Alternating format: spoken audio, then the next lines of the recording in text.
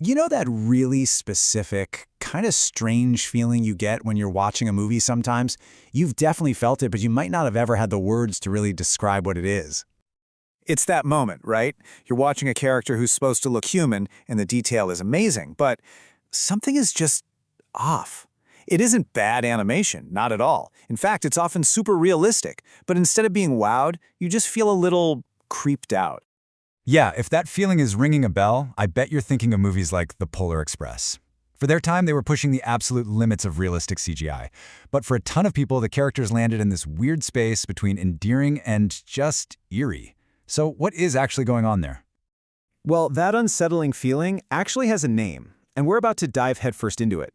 This is what's known as the Uncanny Valley.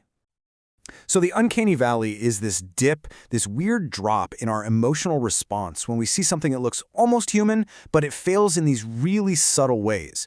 Our brains are just incredible at recognizing human faces and movements, so when an animation gets it, say, 99% right, that last 1% that it gets wrong is super, super jarring.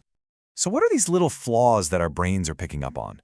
Well, it's things like movement that doesn't quite have the right weight to it, or eyes that don't shift and focus naturally.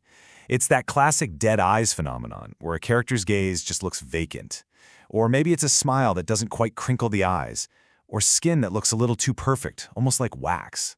These tiny little imperfections just scream not human to our subconscious. And check this out. This chart just lays it out perfectly. On one side, you've got stylized animation. Think Toy Story. We know Woody isn't a real person, so our brains are totally cool with it. It's charming. Then, way over on the other side, you have something like Avatar 2, where the tech is so good, it just leaps right over the valley. But that column in the middle?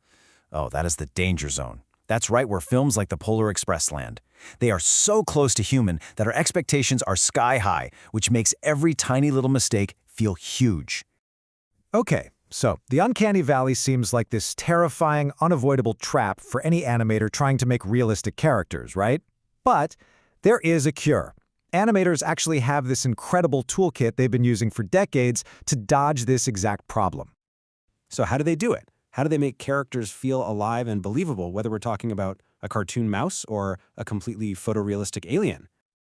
Well, the answer comes down to a single number, 12.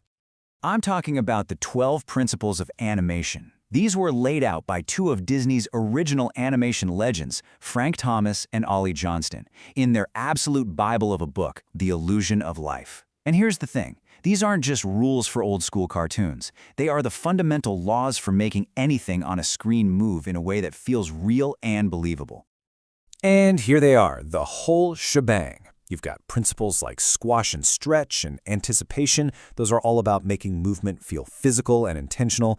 Then you have things like staging and appeal, which are about making sure the character's actions and personality are crystal clear. Now, we're not going to break down all 12, but we are going to focus on a few that are absolutely crucial for climbing out of the Uncanny Valley.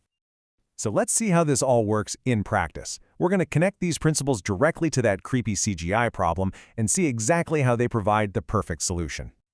Okay, first up, arcs. Think about it. In the real world, living things almost never move in perfect straight lines. Our arms, our legs, they pivot on joints, right? And that creates these natural, curved paths of motion.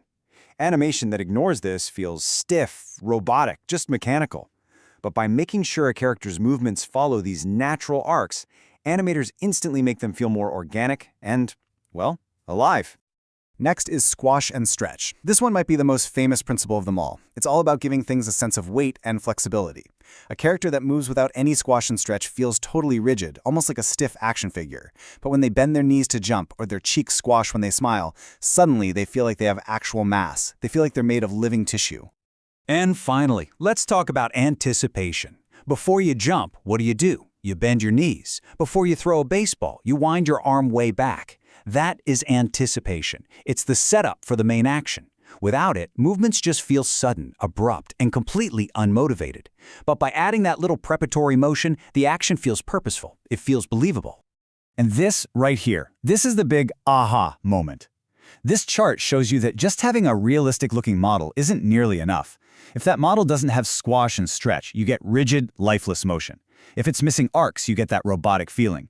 If it lacks anticipation, the movement feels totally random. Every single one of these failures leads directly to that uncanny, creepy feeling. These principles, they're the secret sauce that brings a model to life. So what this all really points to is a core idea in animation. The key to avoiding the uncanny valley isn't just about cramming in more and more photorealistic detail. It's about something way deeper than that. And here it is, straight from the masters themselves. The goal isn't perfect realism, it's the illusion of life. See, it's not about perfectly copying reality, it's about using these principles to create movement and personality that feels real to us, the audience. It's about creating believability, not just realism. And that's how you get a character we can all connect with, instead of one that just creeps us out. Which, of course, leaves us with one last pretty fascinating question. As our AI and CGI technology gets exponentially better, are we eventually going to build a permanent bridge over the uncanny valley? Or will our brains always manage to find new, subtle little flaws to be unsettled by? It's definitely something to think about the next time you're sitting in a movie theater.